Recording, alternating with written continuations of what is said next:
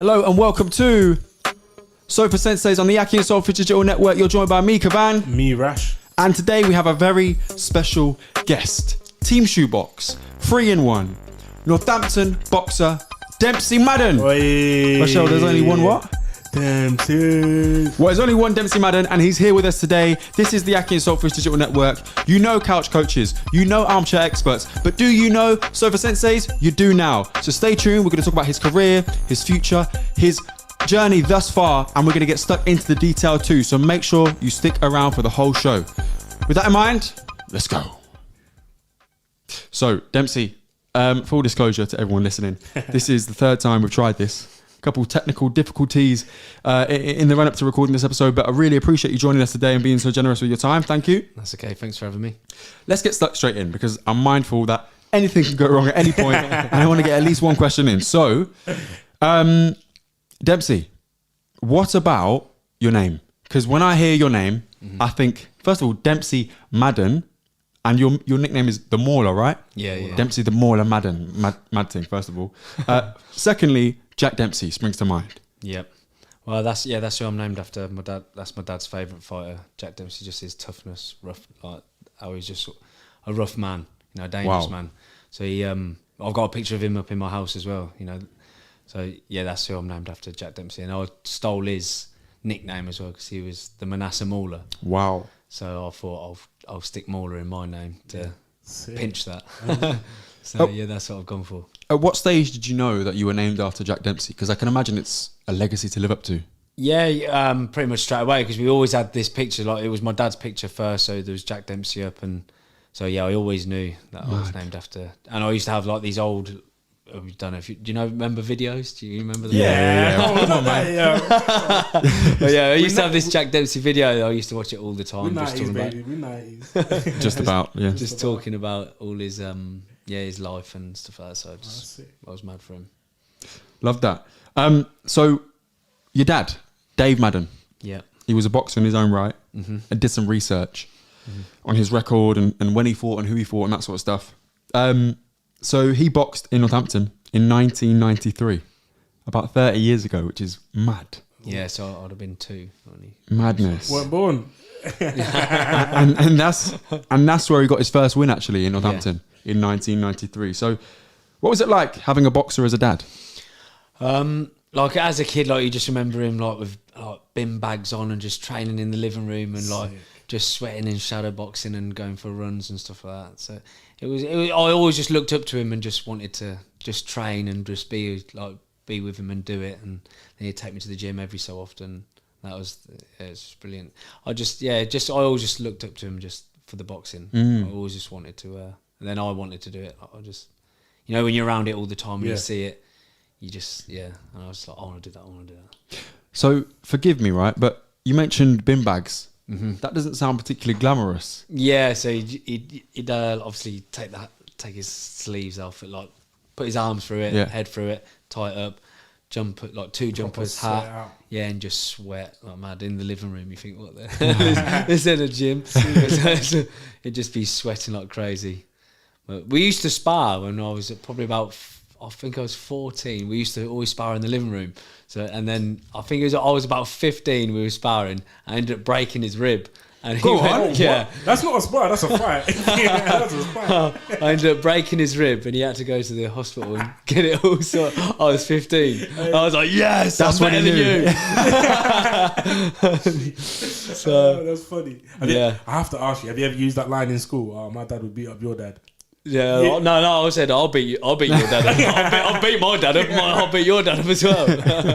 But no, I remember because he went to the hospital and he seen one of it. This is a true story. I swear to God.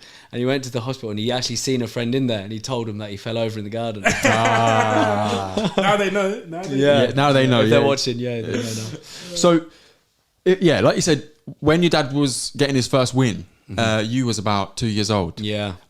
So your dad's boxing career pretty much was, I think I worked out, the first 10 years of your life was the professional career, was your dad's professional career. What was that like? You know, having a dad as a boxer, like, did he go away for training camp or obviously if he's training in the living room, was that a constant fixture or? No, because he didn't take it seriously. Okay. So he was for him it was just a few quid. So he just would turn up and he'd get phone calls and be like, I've got a fight for you tomorrow. Do you want it? And say yeah. Wow. So it weren't really. He was as an amateur, he was a lot better. But then when he got older, he started to enjoy probably drinking a bit too much. Enjoy life, yeah. Yeah. So and then he so then to him it was just about making a few quid. He'd just hand it straight to my mum and that'd be it. You know, he'd just turn up and fight. If you got a fight, he'll be there. So was that a happy experience for him if he's just turning up for money, or was it? Did it start off as happy and you know? For him, it was just all what he wanted to do. So you know, whatever he's still like that now. Whatever he wants to do, he does it. So Wicked. But he for him it was just about money, just a bit of money, and then just. But as a kid, like when he was younger in like, amateur days, I think he won like the Birmingham Championships like 3 times. I think he was a lot better as a young amateur, but then got older and just distracted, you know. So talking of amateurs, then let's go through your amateur career briefly. Yeah. When it started when you was a teenager, right? Yeah. And what was that experience like? I had when did I have my first fight? Oh, I can't remember when my first fight. I can't remember the year, but I remember that was also at the Park Inn Hotel. Really? Was Yeah, it? yeah. My first amateur fight was at the Park Inn Hotel, and you know, I thought, how old was I? I must have been about 15, maybe 14, and I thought I was a lot better than I was, you know.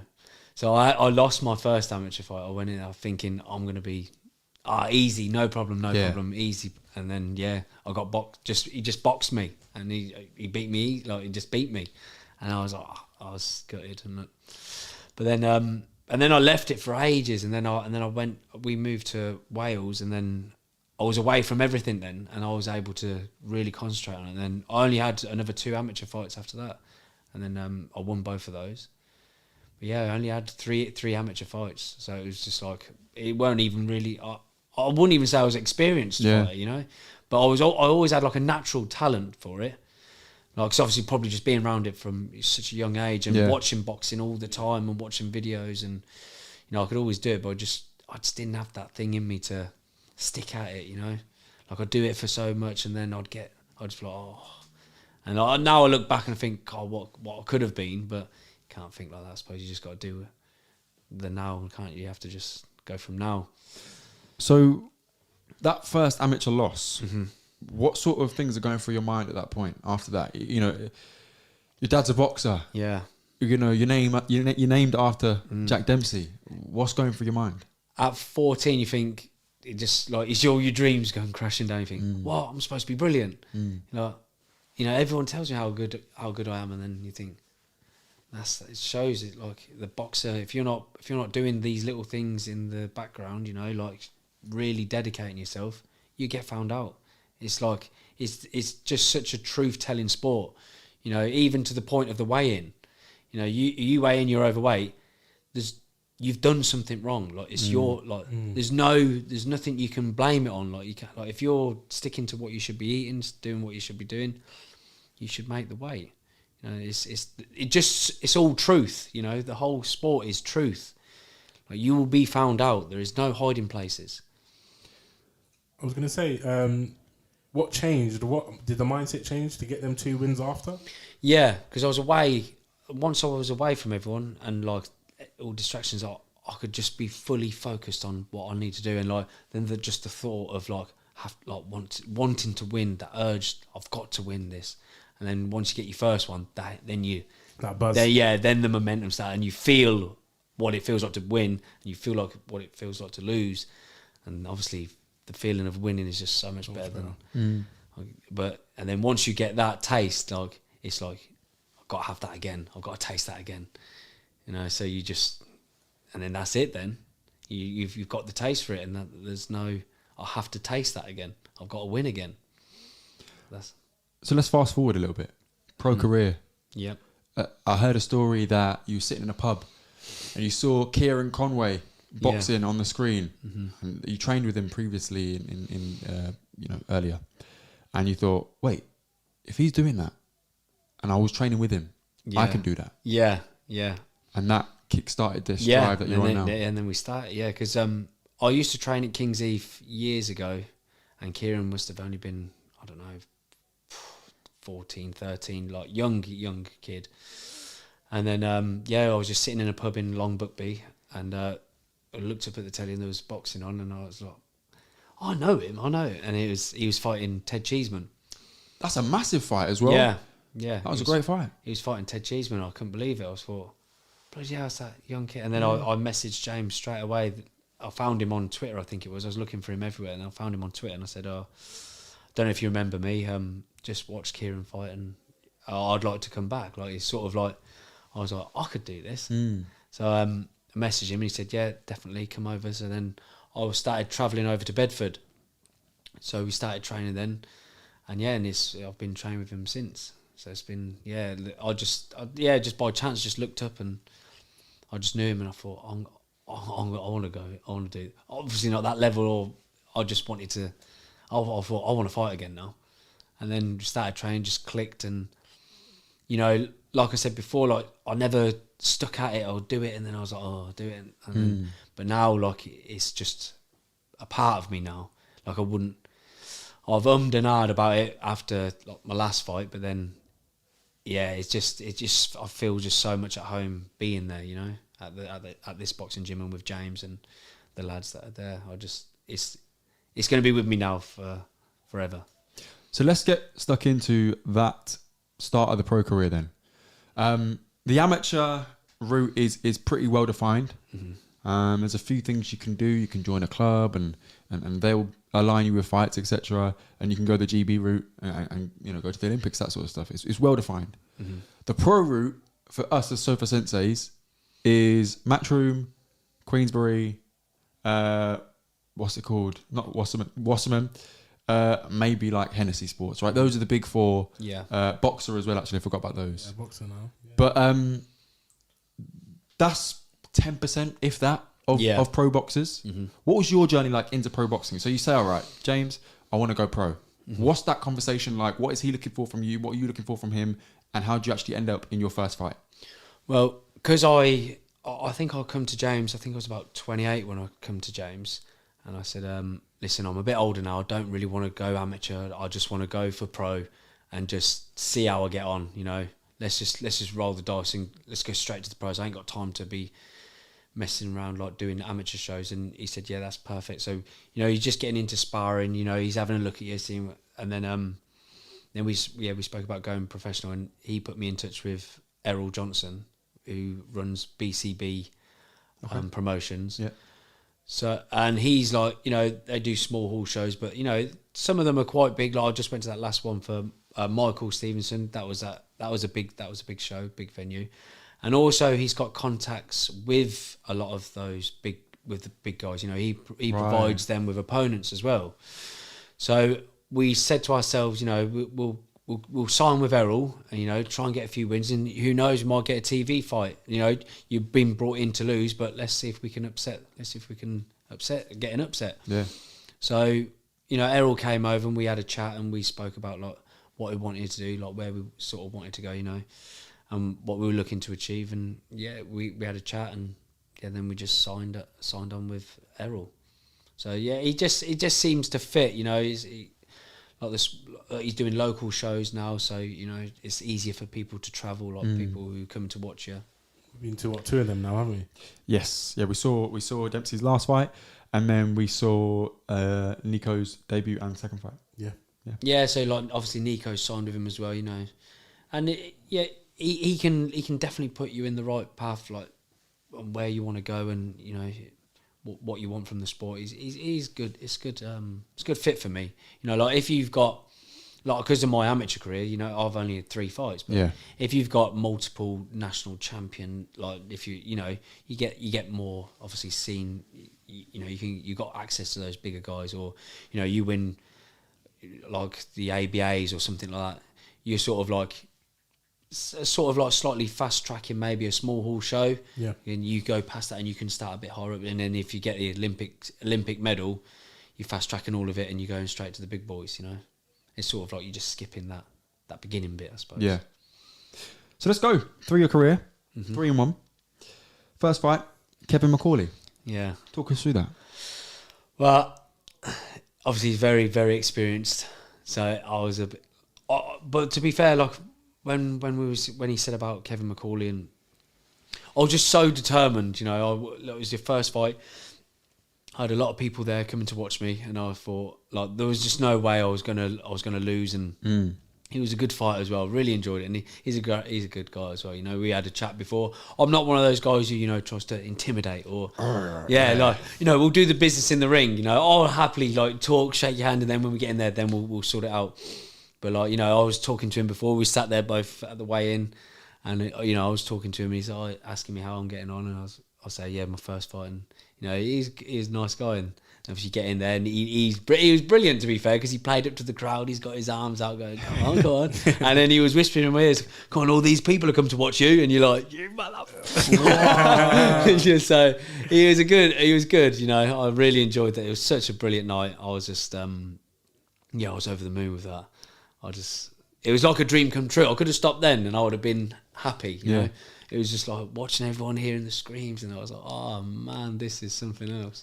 Don't know about you, Rachel, but you can see it in Dempsey's eyes when he talks about these fights. I was just like, this is. It felt like I won a world title, like because I've done it. I've talked about it for years and years. I've been in the pub saying, "Nah, I can do this," talking nonsense as you do, like, and then finally to do it, it was like, oh man, wow, like this is it. This is what it's about. So you mentioned that Kevin is experienced, and bro, I just want to read out his record. Yeah, at the time Dempsey fought him, he had 15 wins, 214 losses, and 12 draws. Mm-hmm. Do the quick maths on how many total fights that is. It's a lot. That's a lot of fights. Very experienced, very experienced. Like 241 fights, something like that. That's mental. That is crazy. That is. Yeah. So like, and he come in a bit heavy. Then that was the other thing. Like, obviously, really? he knows you're not going to say no. I think I weighed 10 stone. It would probably say that if it's on box rec. I can't remember what I weighed. And then he come in like 11 stone 6, and I was like, oh. And it was day before weighing as well. I was like, wow. But no, it was it is what it is, isn't it? Like, he's there to fight. You're not going to say no. Like, let's just the little tricks of the game. Yeah. It's like, wow. I've come in this way. Do you want to turn all these guys away? He's like, no. That is clever. But no, it was. He played his part. It was brilliant. I enjoyed it. We had a good. I think he did hit me with one of the shots. I thought, oh man, like you can definitely feel like a lot of these guys. They might lose, but they know what they're doing. They're experienced people. Like, they're very experienced fighters. Is he still fighting now? I think he's had to retire. Okay. I think because he wanted to beat Peter Buckley's record. That bloke he wanted to beat his record, but I think he might have failed a test or something. Yeah. So he's inactive at the moment, and since Dempsey, he's only had 1, 2, 3, 4, 5, 6, 7, 8, 9 fights. I know 9 sounds like a lot, but considering how them guys can fight every week, 9 isn't a lot, and he hasn't fought since. Actually, that can't be right. 2022, about a year ago. He hasn't fought in about a year. Yeah. Didn't want it after me. So next up, you fought Phil Price. Yeah. And looking at this score on this one, 40-37. Yeah, and it was his debut as well. Okay. Talk us through that. Well, they said, oh, you're fighting this lad, he's coming over, and it's his debut. So I thought, God, he's going to want to win. Yeah. You know what I mean? Like, I was determined to win, so I was thinking, right, here we go then. Come on, this is what it's all about. Like, you're not here to just fucking like let's get into it.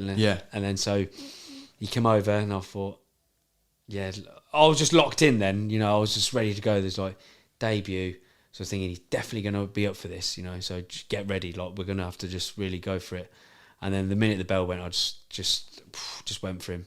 And then like I just made sure I just didn't let him breathe. I knew I was fit. So.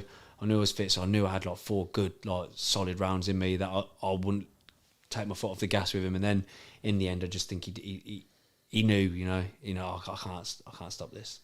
So I just went for him and just attacked really, and just made sure like I am winning this. There's no way. So no, that was good. It was good. So at this point, 2 of those fights have taken place in Northampton. Yep.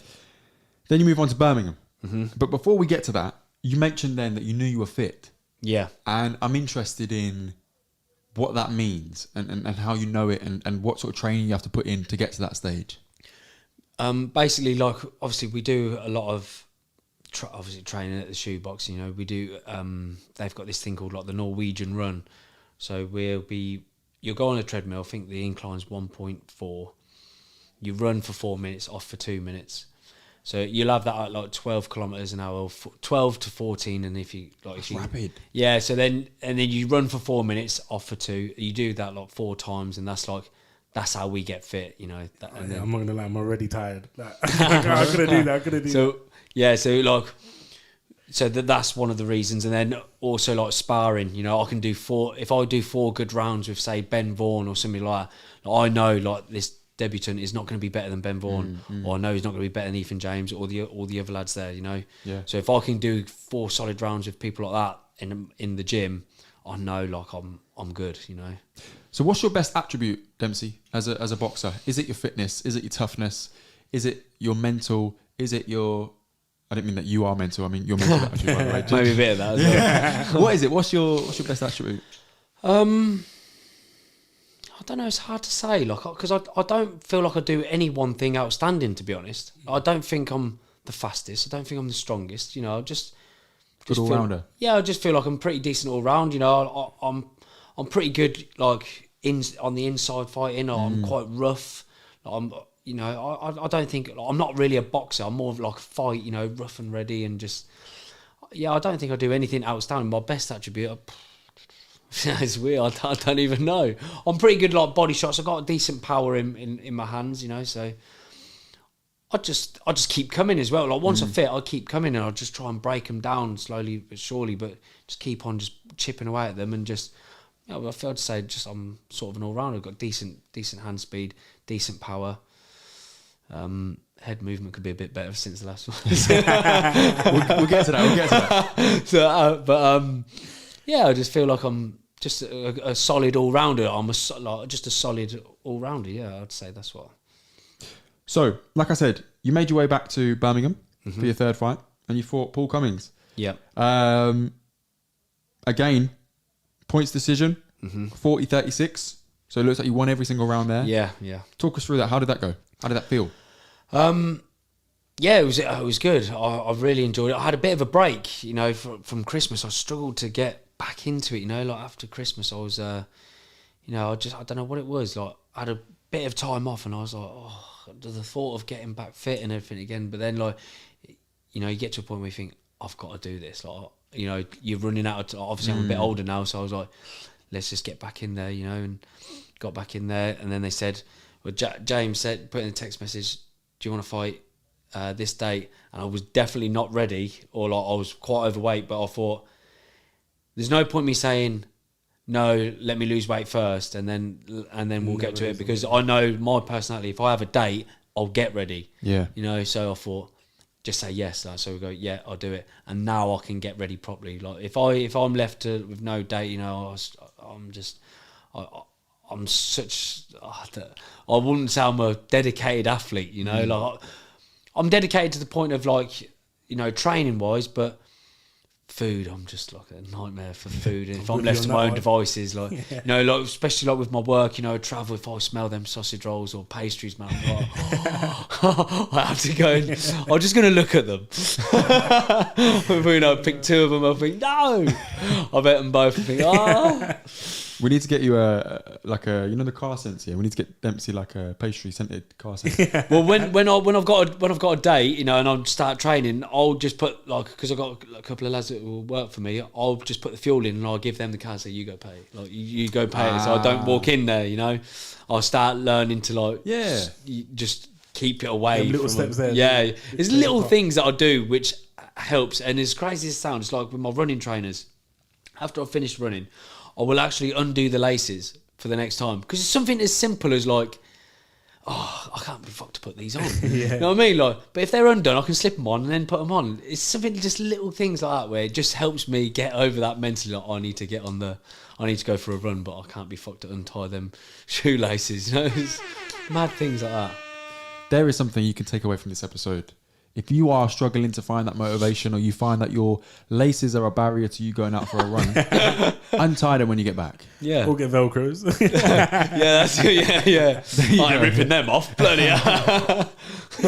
Yeah, if you can't rip off Velcros, then I'm sorry, that's a you problem. Yeah. Probably shouldn't be a boxer. It ain't for you, man. Listen, fight number 4, we were there. Crowd was going crazy. Sold a lot of tickets. Best crowd of the night. Your one went they're crazy. mad crowd, aren't they? They're a mad bunch. There's only one Dempsey Madden. Yeah. Which is very Ricky Hatton. That was a I was thinking, wow, this is must. We were there on our chairs, you know. We stood on our chairs. chairs. We stood on our chairs, and the crowd was going wild. This is when I went. Next time I'm getting VIP, man. I'm trying to get in that crowd. made us. Get in because with it. these guys were not near the. They were on the ring basically. It was sick. It was a good They're night. a crazy bunch, man. They're a crazy lot. But you know, that's what when you hear that and you hear them and you think, oh come on, like here we go. Like, I'll get in text messages. The train station, they're all in there. They're all getting on the train. There's a load of them there. I'm thinking, oh, here we go. So Dimitri Prokunas, this is Parkin again, back in Northampton. He was 2-2. You were 3-0. Yep. So, a competitive bout, but one which, you should win. Talk us through what happened in that fight. I suppose I think maybe I was just too sure of myself. I thought, it's just another day, it's just another fight. I paid the price for it. And I've only just watched it back, to be fair, probably 3-4 weeks ago. I only just watched it back. And, I felt like I was all right, but obviously the referee's seen it otherwise. But, I think I was just a bit too sure of myself. And I just thought, it's just another day. It's another fight. Let's just get it. And, there was points like where my dad spoke about. He said, you're just too, before the fight, I'm out talking to the crowd, this, that. And he said, you just weren't paying attention. You're not focused. Like you're talking to everybody. You're out. You're in. You're out the change room. You're back in the change room. Like, you need to be ready. You need to get into that thing. And I think he's right. I was just so onto the next one. I want to get onto the next one because we were talking about fighting for the Midlands title after that one. But I needed to win it. I needed to fight in a 6-round fight. So you can't fight a 10-round fight unless you've done a 6-rounder. Right. So I was just, let's just get this done, and then we're going to talk about fighting for a Midlands title. So, and that's all I was just thinking about, and I've just paid the price, and it just is what it is, isn't it? I was devastated. So I know you've only watched it back recently, but if you could talk us through the sequence. From what I remember, got caught in a corner.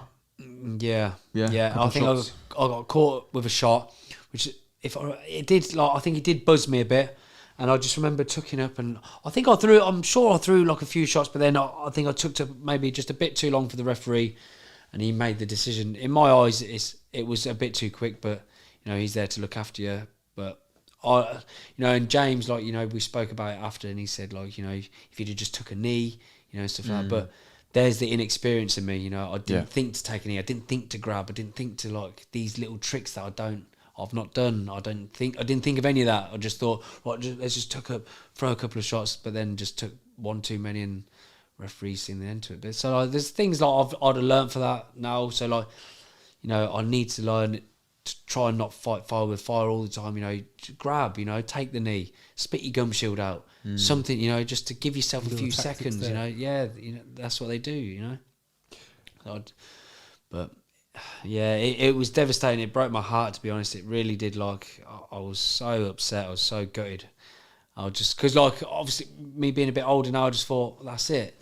I had these wanting to fight for Midlands title and go on to do as well as you can. And at that age you lose now, it just felt like that's it now. You've reached that ceiling for you. So I was just but now I spoke to some of the lads and losing is what it is, isn't it? No great fight that I've followed or idolised. They've all lost, They've all lost. It is one of those things. But you got to just come back from it, and just I know for a fact it'll be 10 years later, and I think you should have you should have gone one more. You should have come back, man. Like, you shouldn't go out like that. Like, come back and let's, just get back into it. So yeah, like I had a bit of time off, and I thought, do I want to get back? Do I want to do it all again and like start the training and stuff like that? But it hurts not to. Hurts more not to than to, So yeah, it's just now I'm going to come back and hopefully maybe get the next fight out of the way. The comeback fight, and maybe we've spoke about maybe a rematch and getting back. So see how he likes it. Yeah. Stick it on him. Yeah. So you talked about those thoughts going through your mind as to whether you want to continue doing this. Interested to know, what were those weeks after the fight like? How are people checking in on you? Or yeah, they did. Yeah, everyone was brilliant. All my friends and everyone who came to watch me, they're hugging. We love you. And sometimes that hurts more. You're like, I don't want to hear it. Yeah, I don't want to hear it. Just like I'm not like. But then, I just felt embarrassed as well. I just felt embarrassed. I just thought, all these people just watched me I just felt like, I don't know. It's just all come crashing down on me, and I just thought, what? I can't believe everyone's just watched that. And I just felt embarrassed. But it's wrong. It's wrong that you should feel that way. Everyone loses, but I don't know. It just really hurt me. I was just like, so I was just like, I'm done with it. To be fair, at first I was like, no, I'm going to come back. Straight after I'm thinking, no, I'm going to come back. But then, as the weeks went on, I thought, do I want to do this? Like, do I want to do all that again? And as time went on, I was like, nah, I can't bother. And then it was like into Christmas, and I was like, but then I just thought, I've got to do it, man. I've got to get back into it. I think the good thing is, you never got dropped. You never was stumbling. Do you know what I mean? You got caught with a good shot. Yeah. And the referee, this isn't a world title on the line. Probably erred on the side of caution. And he saved you for another day. And you got another day. Yeah. That's a beautiful thing to have. Yeah. There's the old adage in boxing that when you win, everyone's in your corner, everyone's in your dressing room after the fight. And when you lose, it's a lonely sport. Yeah. Did anyone treat you differently after the loss? No. To be fair, like, my friends recently have started to joke about it, as we should. It's I was in a pub a few weeks ago, and it was talking about it was in a round, and it was like round 3, and it's like, oh, not Dempsey's round. And I was like, you fucking oh my god. But that's a good one. That is love, though. That is. And then one of the blokes who was at work, and I was dancing along. I was dancing to the music at the radio, and he was like, "You dance better than you box." I was like, "Oh man." Yeah, so I love banter like that. Yeah, I know. I was like, "Oh, that hurt." But no, it's like people have started to, I've started to accept jokes now. Like, but where you say about people being in your corner, like, I couldn't ask for a better team, especially like the lads at Shoebox. They were all there for you. James and they were the kind words, and they were all there for me. So yeah, it was all. Yeah, I got all my friends. They were all they was like, don't worry about it.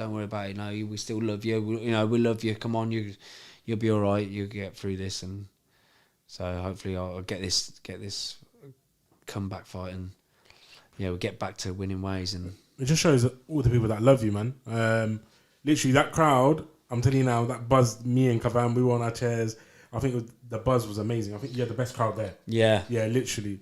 But what would you tell the supporters now, if you had a message for them, all the people that supported you during the fight and after the fight? Get ready to pay for the next ticket. Oh yeah, that's what I love.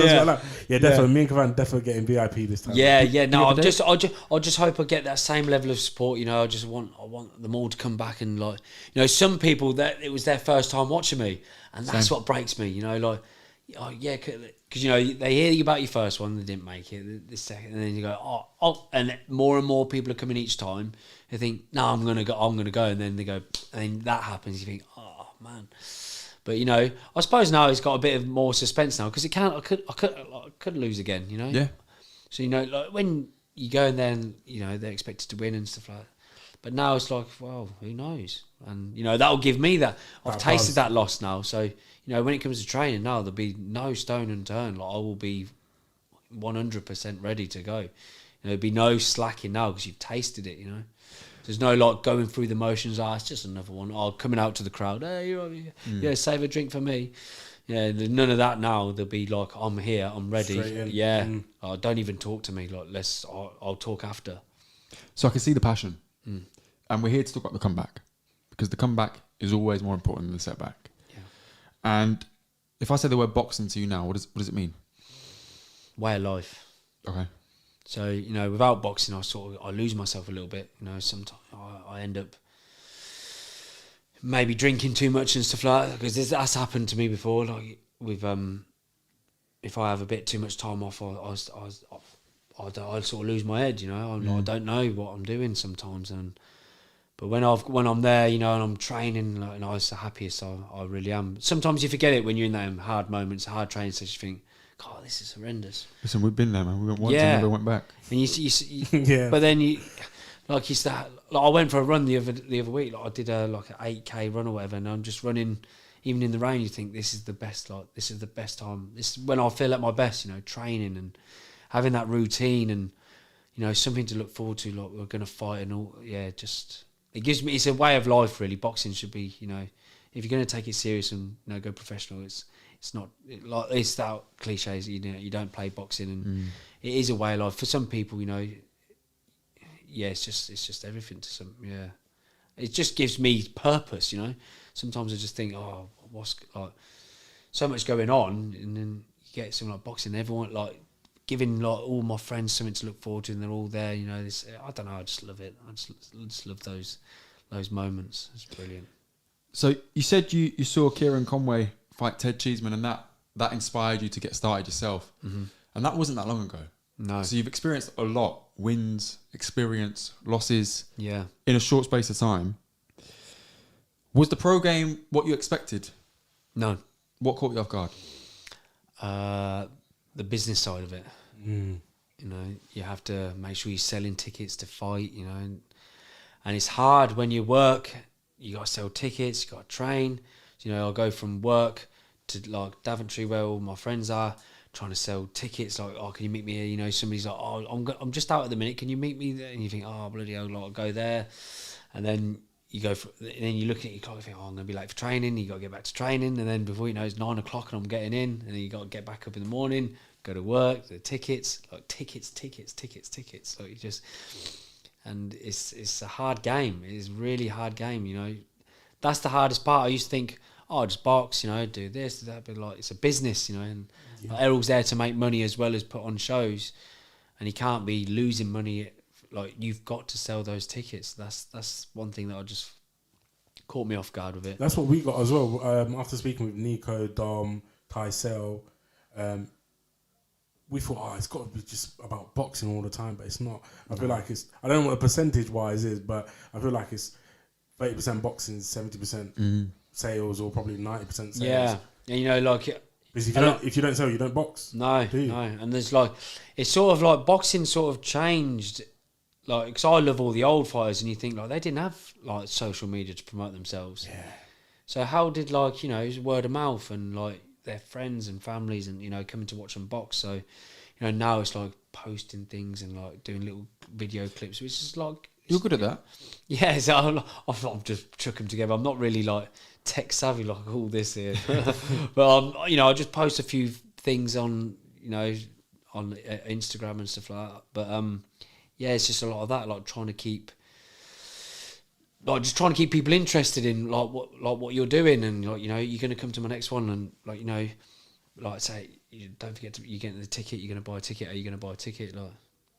So it's the business side of it definitely caught me off guard. I thought it would just be like, get to box, you're fighting him, he's fighting them. Yeah. No, you have to make this much money to fight this person. Like, you need to generate this much from your tickets. You need to cover your wages, But I didn't really do it for money. I don't do it for money because there's definitely easier ways of making money than boxing, professional boxing. Yeah. But like some of them, I said, I won't even get paid then. I'd rather not get paid and still fight.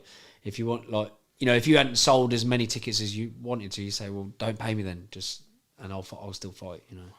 That must impact you as a fighter, like the extra stress of getting these tickets sold. Yeah, because like, you know, if people like say like our home show, if we're not all selling tickets and like it's not going to make money, then there's jeopardy on whether the show will go ahead. And you think, and then you got in your head, oh, are we going to even fight? Are we going to fight? Like, and then once you got that question over, like, are we even going to fight? You know, you don't realise like maybe you take your foot off and you don't know. Yeah. But you might think you're still training as hard, but there's a possibility you might not fight. So you think, oh, what? And then like now, I will have that sausage roll. So, and then you go, no, you are fighting. Oh, fuck. So you mentioned about you don't do it for the money, and then I think back to you being in the pub and you're telling people around you, I can do that. Yeah. They're like, yeah, okay. Oh man, I've done a lot of that. Are you proving yourself? Is that what you're doing it for? To prove something to yourself? Possibly, yeah. I think there is a bit of that, and there's also, you know, I just always felt like I've got loads of time, you know, until I got to, I think it was like 27 when I started like really knuckling down. But the problem, like, I got to 27, I started going over to James, training with James, and then COVID hit, so we lost like 2 years just through COVID. But yeah, I think it's good to, probably it is a bit of me that I'm proving it to myself. You know, you can, like, you're a professional boxer. I remember like getting my license for it, I think, okay, I'm a professional boxer now. Yeah. I'm actually a professional boxer. And then straight away you go on your box rig, you're like, there's me. Hey. By the way, I've seen one Nico picture, I think, on Box Oh, Rec. yeah, Your picture's like an actor's headshot, man. Is that professional? Yeah, my friend Corey Dixon, he does. He's mad for he's like this. He got mad for cameras and. Like, yeah, I saw that. I was on it today, and I was like, yeah, you're looking like you're about to be in a drama or something. I know. Yeah, look at the size of the head, though. Just a walking head. The thing is, like when I cut weight as well, because obviously I don't lose weight off my head. I've got such a big head. I just look like a walking lollipop. That's been dropped on the carpet as well. I noticed that today. I was on it today at work. I was looking at the Box Rec and everything. I was like, yo, this picture's really good, isn't it? Then I click on Nico's and yeah, no, that's my friend. Shout out Corey, man. Yeah, cheers, Corey. What's next? Obviously, off camera we already spoke, but I think the audience will love to know like next fight or what's the plan. Yeah, it's very soon. It will be in June at some point. Everything's just getting finalised now, like venues and stuff like that. But it'll be early part of June, so about 10 weeks or so out. So now diet starts, training starts, everything stops. No sausage rolls, no. Yeah, I know. Yeah. Like you boys go into the garage. I'll sit out. Yeah. No, but it's I'm looking forward to just get back into it, back training now, you know, burning those calories now. So like, I think my current because I normally have my Apple Watch on, so just checking my calories now all the time. So I make sure try and burn 4,000 a day, eat 2,000. So it's just that's it. It's just say burn 4 and eat 2. Yeah, just try and eat just 2,000 calories. It's a real deficit, man. Yeah, just get it off. So, I mean, this sort of links to my next question, I suppose. We mentioned at the start that your dad's a boxer, or you know, your dad was a boxer. How are you as a boxing dad? You know, do your family understand it? Yeah, they love it. They like, you know, my youngest, she made a newspaper at school, and it was me. Like I got this bald head with these big long squiggly arms, and it was after the fight. But then she put in there, my dad lost and he was very upset. And I was like, ripped out. Can we take that bit out? Ambush journalism again. But no, it was, they love it, you know. And my youngest, she started going to shoebox now, so she's starting to get into it. Is it Thumpers? Is that what they call them? The Little Thumpers? Or is that a different gym? I think it's a different gym, actually. There's a gym in Bournemouth. They call the little kids' classes the Little Thumpers. Little Thumpers, yeah, probably about right, yeah. No, so we get the pads on sometimes, you know.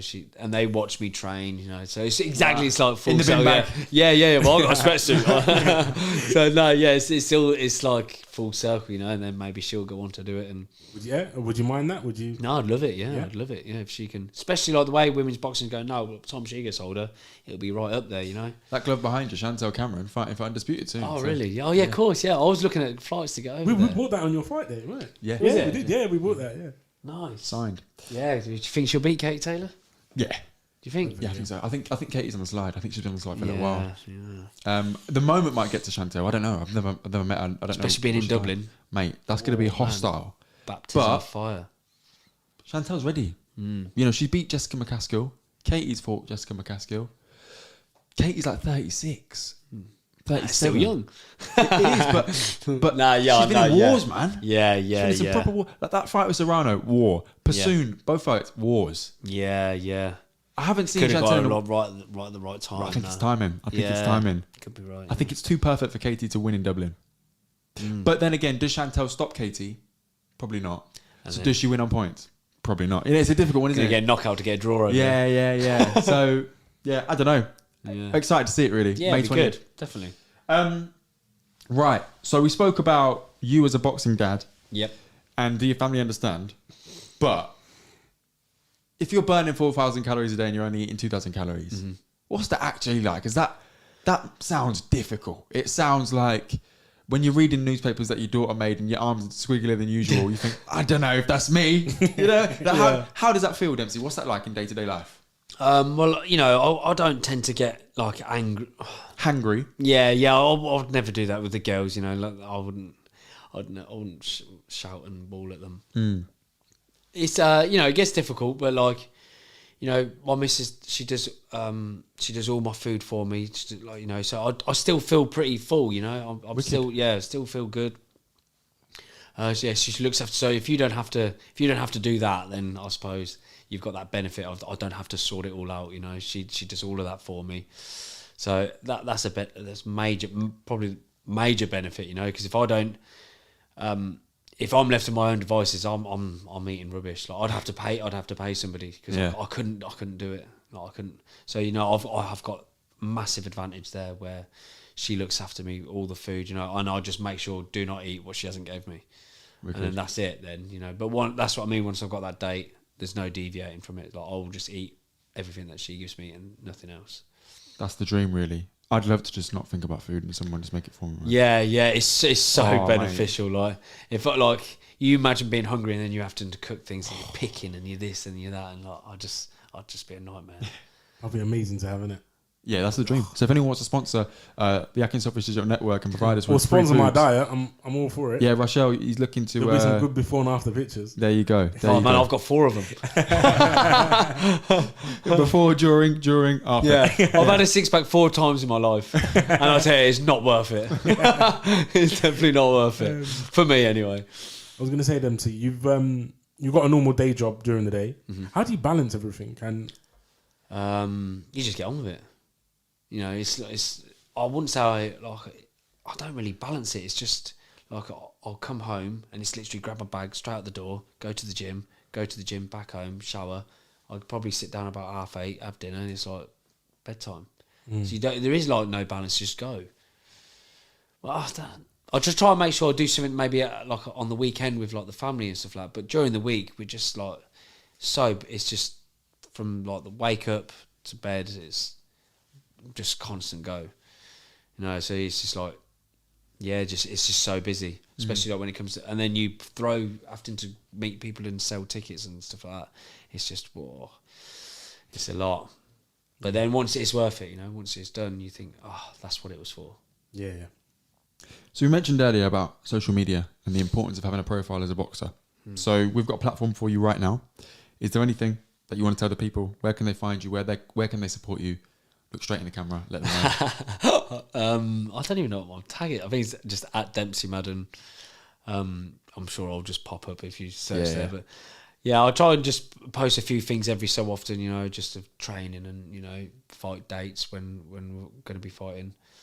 So yeah, normally, you know, just that's all I'll just really use it for. Really, I don't do much else on it. Just boxing talk. I mentioned earlier, Dempsey's an interesting guy to follow.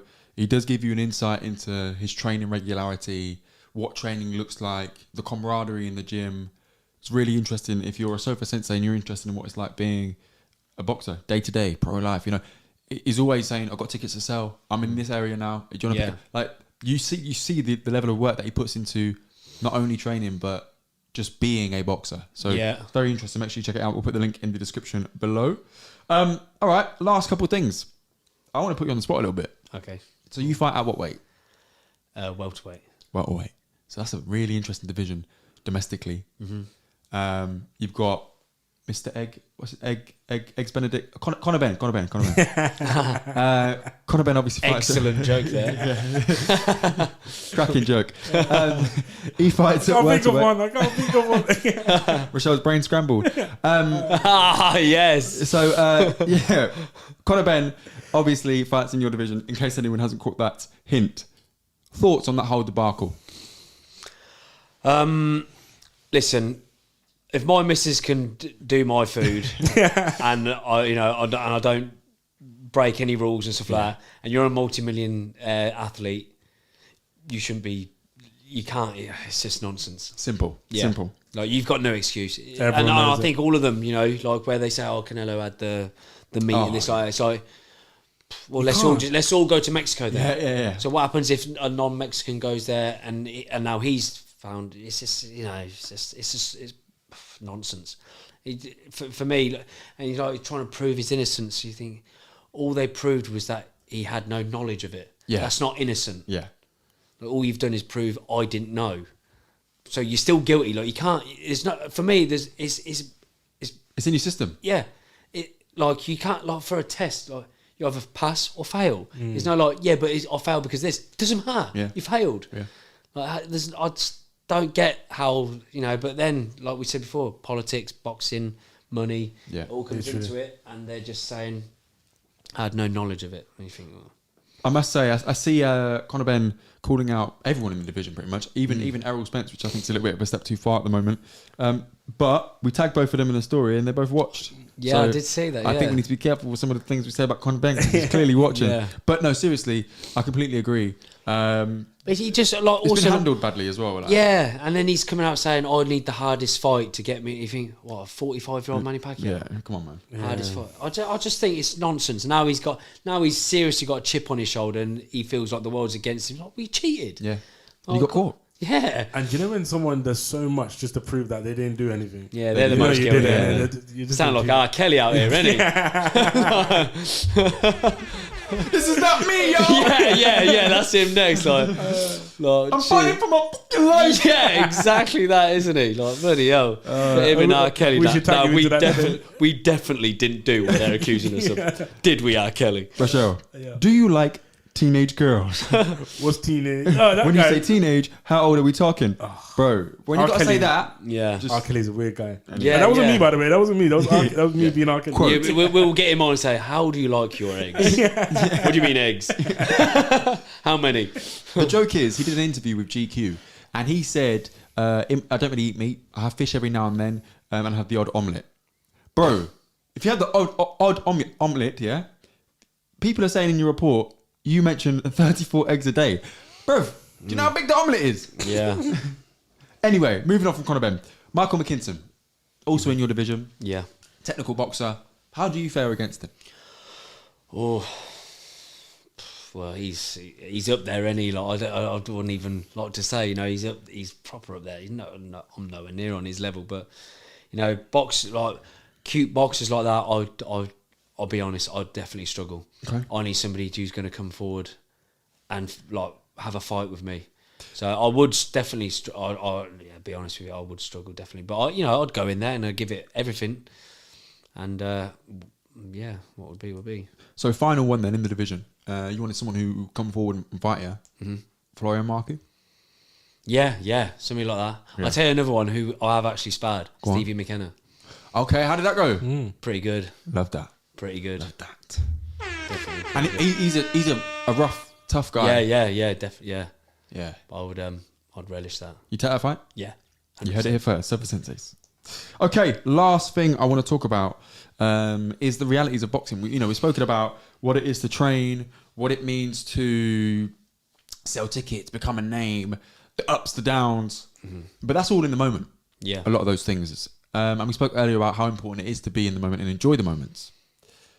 Do you ever think about what the next 5-10 years hold after the career and the potential damage you would have taken in the ring or in sparring?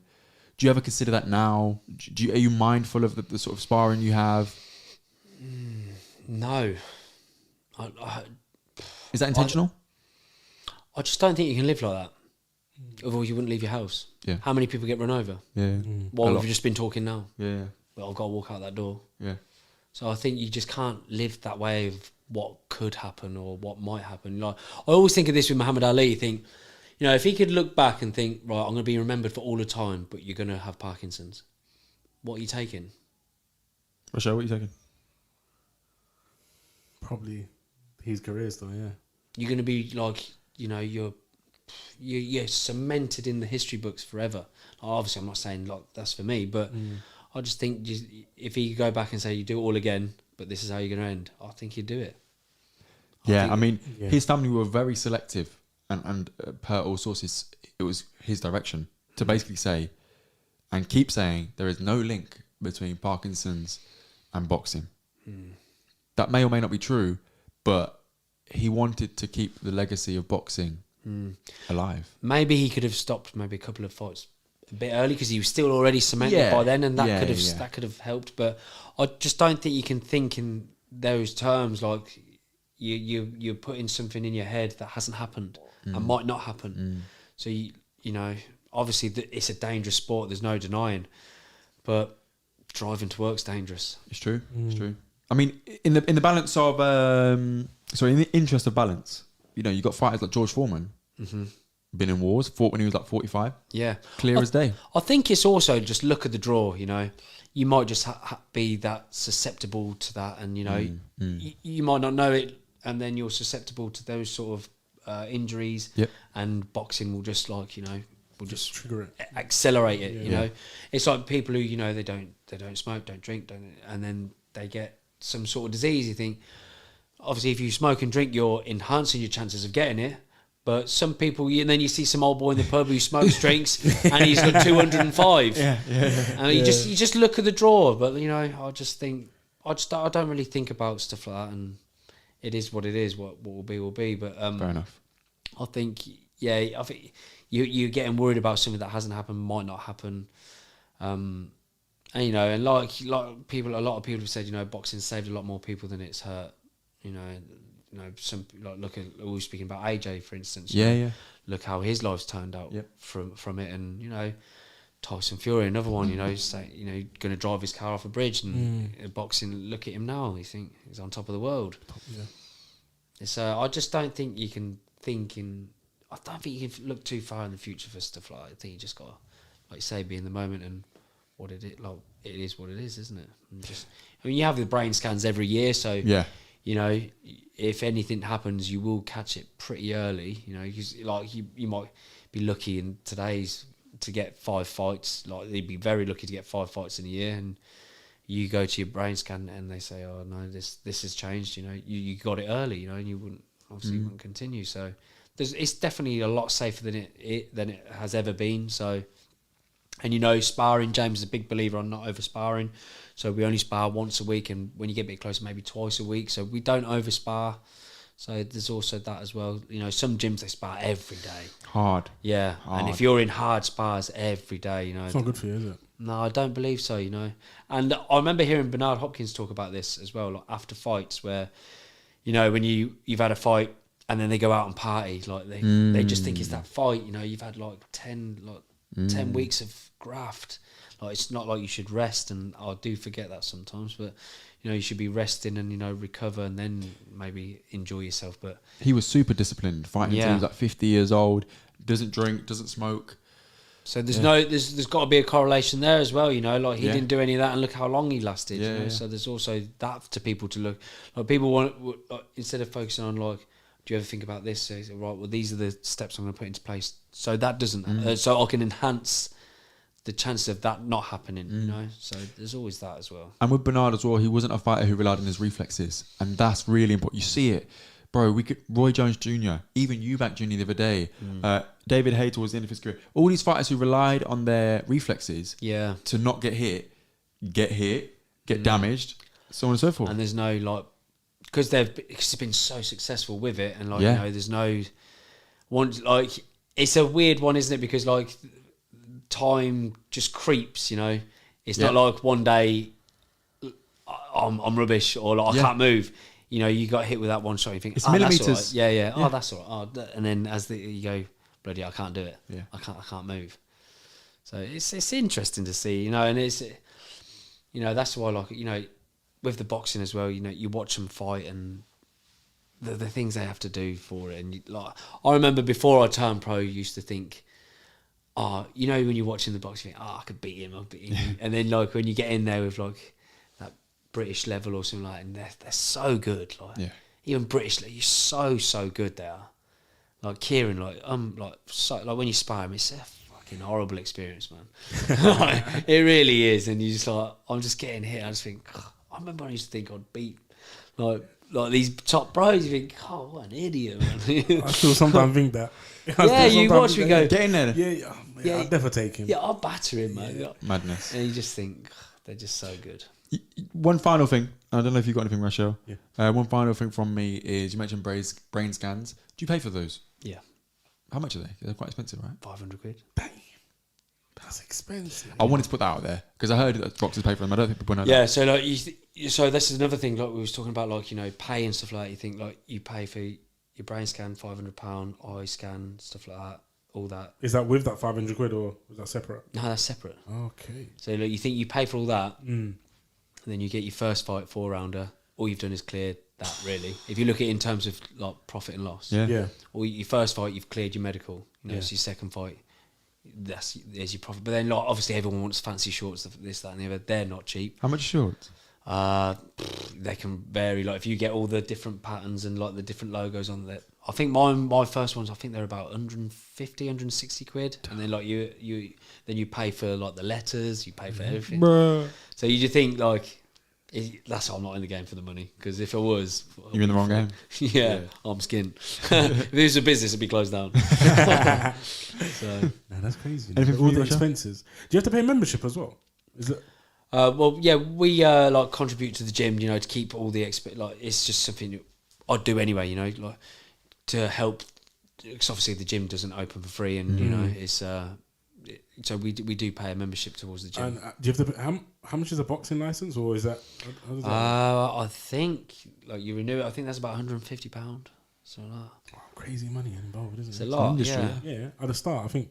Yeah. So just to start, you think your first year you want minimum 3 fights, you know, just to pay for it, like everything, you know. So that's what I mean. Like, but it is what it is. I enjoy it. I'd do it for free. So I never was in it for money. I was in it just to say, oh, professional boxer. You know, I've done this. Yeah. And one last thing, sponsors. Do you have any? There's been a few like people who I've worked for that, you know, they've gave money to pay for shorts or something like that, and you know, they buy like tables, you know, like VIP tables. So, but in terms of like sponsors where I get paid regularly, then no, I don't have any sponsors. So if you, I just feel cheeky asking, you know. no, Like, don't. Because, You have to, man. Listen, this is Yeah. part of the game. This is part of the game. I just feel like, oh man, I can't ask them for money. Like, who am I?